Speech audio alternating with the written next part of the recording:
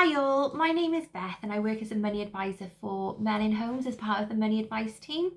We're making this video today to provide some benefit facts for yourselves and also to hopefully provide some useful hints and tips which may be of use to us all going forward. Now we are in unprecedented times and this has caused and is causing a lot of panic, stress, worry and anxiety.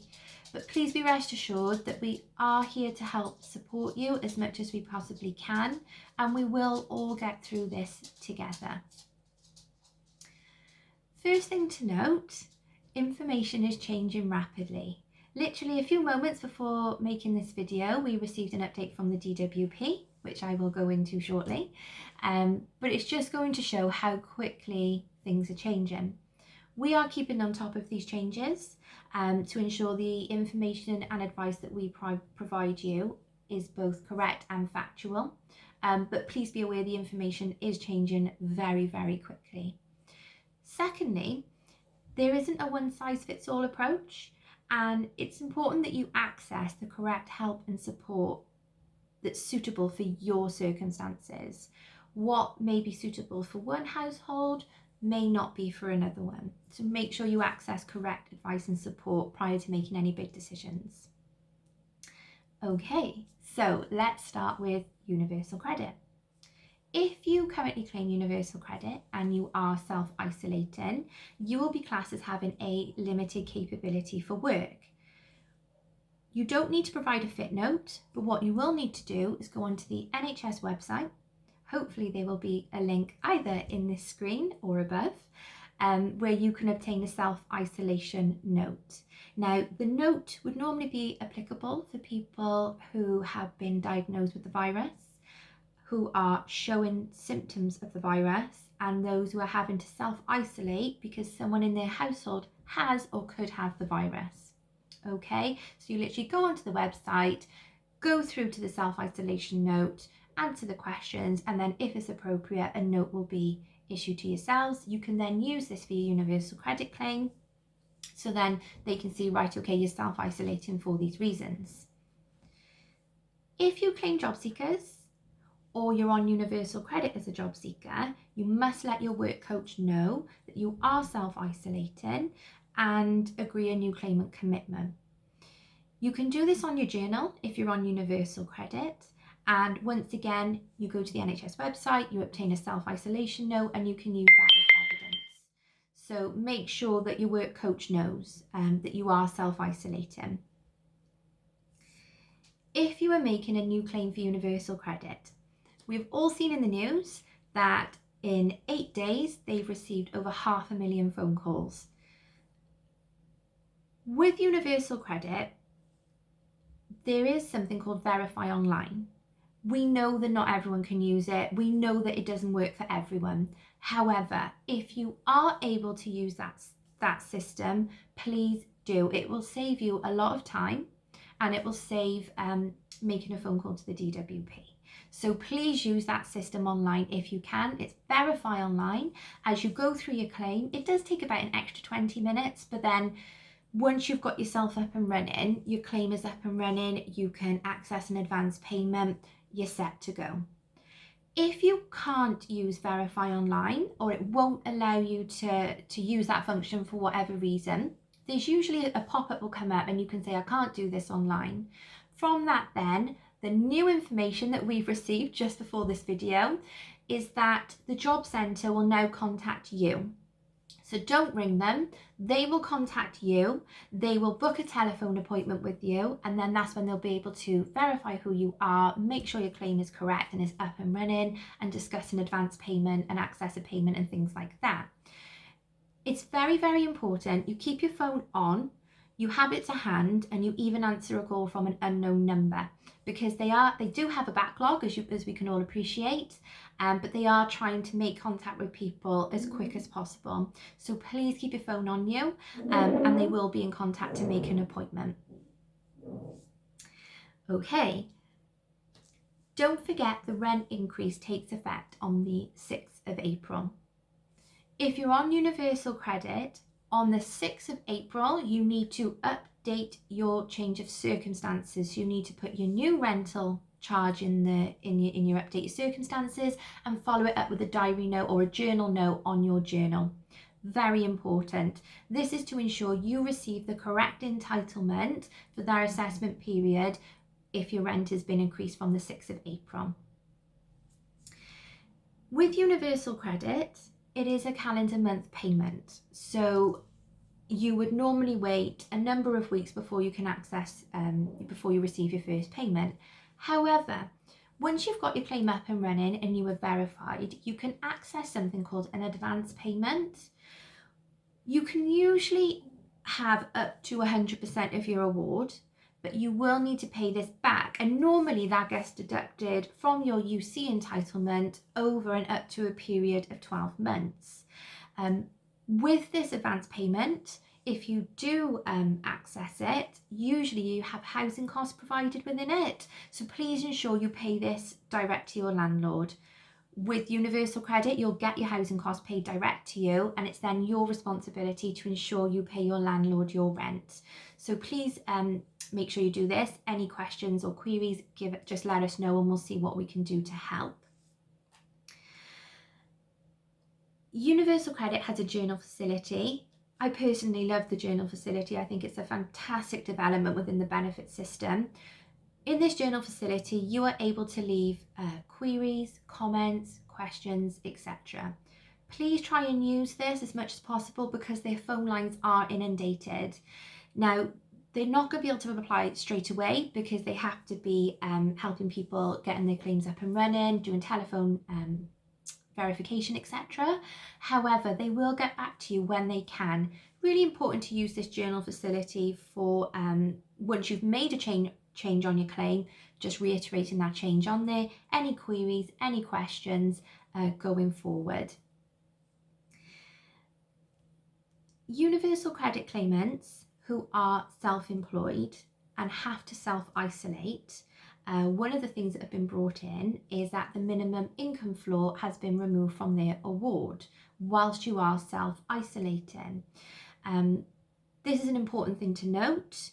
So if you are self-employed and claiming universal credit, the minimum income floor won't be applicable during the assessment periods where you are self-isolating. Okay, so universal credit may not be the best option for everyone. There are other benefits available.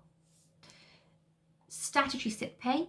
This will be paid from day one of absence if you are self-isolating.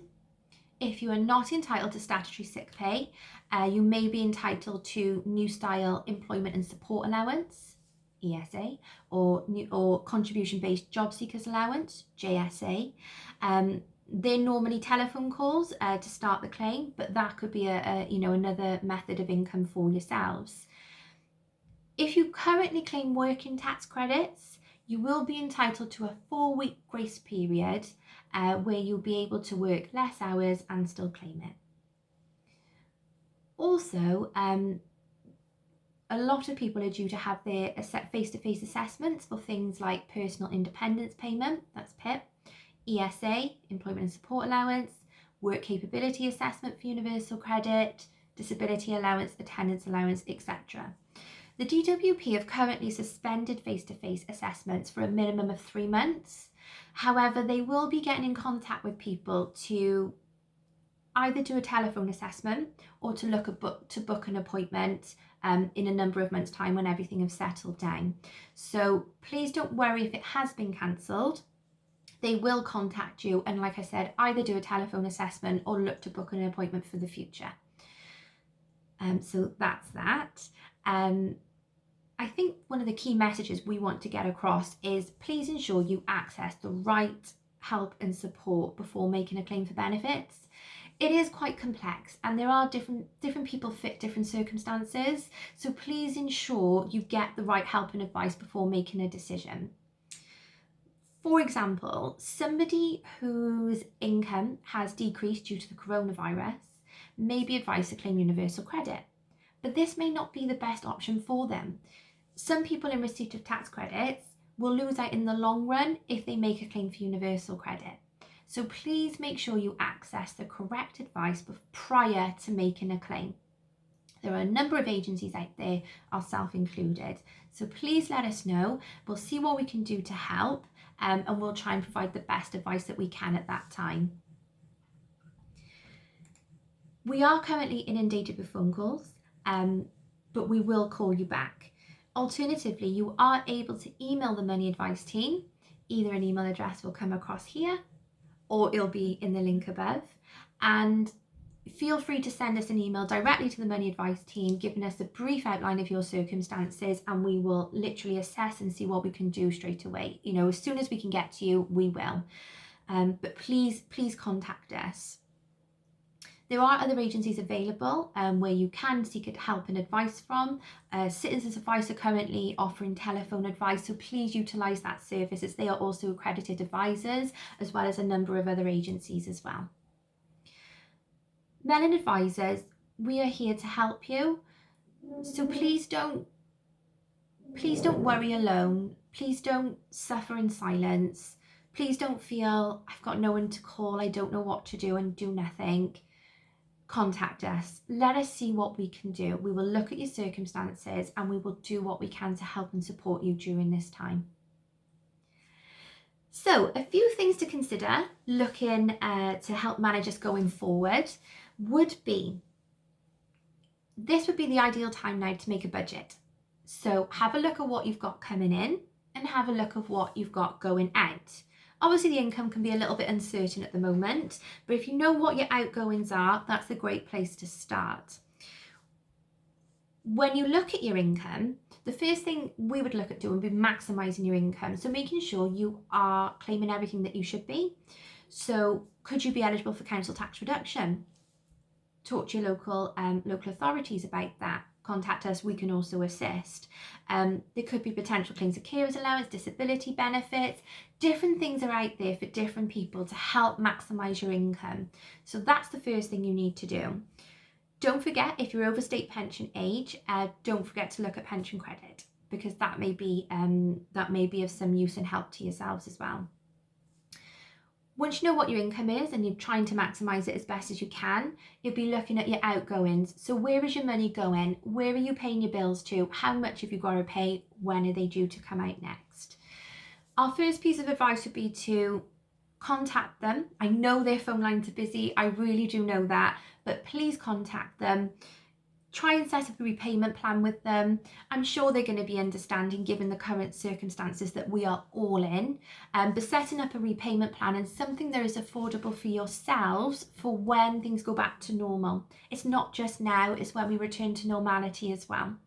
So have a little look at your budget, set up a repayment plan with your creditors, your landlords, any companies, anything like that, and give them a call. Like I said, I know they're busy. Check their websites though, because sometimes they've issued advice where you don't need to ring in the first instance. They may have some guidance on their websites, you know, to begin with. Energy. Now this might be the time to start looking at ways to save on your energy. We have an accredited energy advisor working with us, which I'll give you show you where to get the information from now. But he has suggested looking at Ofgem endorsed energy switching sites to see if you could be paying less for your gas and electricity supply. Also look at energy efficiency measures, being more mindful of the energy that you're using. But now will be the time to look at maybe switching if it's best for you. If you have a credit meter, so one of the meters that need to be topped up with a card or a key, you can contact your supplier. Now this is normally for people who are self-isolating and are unable to get out to get these things topped up. Your supplier will be able to issue, most suppliers will be able to issue up to £100 for electricity and up to £50 for gas, and they will get that prepaid card or top-up key to you, and then you're able to top up your gas and electricity. This is not a grant. It is likely it will have to be repaid, but they're trying to find measures to help those that are self-isolating so they can still have gas and electricity in their properties. We do have an energy advisor, like I said. Either his email address will come up here, or it'll be above, and you can contact him direct and he'll be able to point you in the right direction and also provide some help and advice and some good energy efficiency measures which may also help as well. Melon and other agencies are here to help. Please do not suffer in silence. Give us a call, send us an email. Let's see what we can do to help. I just want to say, stay safe, listen to the government guidance on social distancing, and please look after yourselves. And in a world where we can be anything, please be kind. Thank you.